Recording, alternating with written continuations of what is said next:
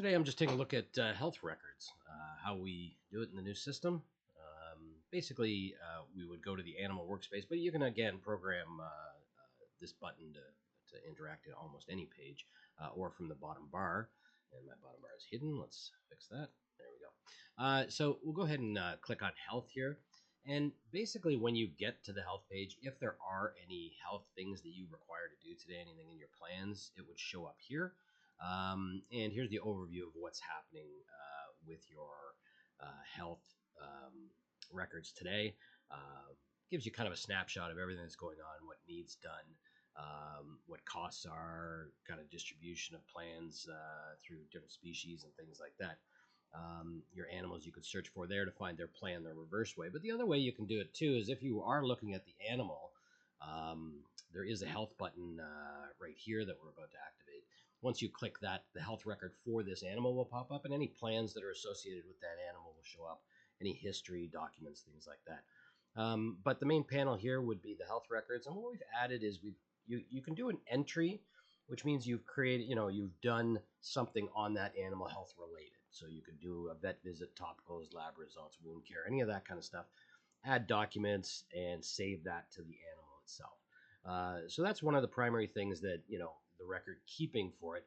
But we also allow you to make plans. And what you would do is you would pick, different animals for the plan. Let's say you've got some animals coming in, from somewhere else. You want to do a quarantine plan. So the plan would be quarantine, and then it's an active monitoring plan. It starts today. It would end, we're going to keep them in for, a little over 30 days. And then give a brief summary of the plan. You can add instructions, and what you're going to want to do is you're probably giving some oral medications. You would then set up what days you do the oral medications, what time. If it's multiple times a day, multiple days, you can add additional days. And then you would go ahead and add that instruction. And then if you wanted to add another thing that you do, like maybe a fecal sample or something like that, you can create a custom one. Let's say we're going to apply some ointment on day 3, any other instructions, and then we go ahead and add that instruction. So you're basically building a list of things you need to do in that plan, and as they come due, you would end up checking them, or they would come due on this page, you would end up checking them off as you've completed those tasks. So it's really good to hand off to other people too in your organization if there are more than one person, but it helps you keep on top of all of that. So if we go back here, we're going to go back to the plans that we were working on.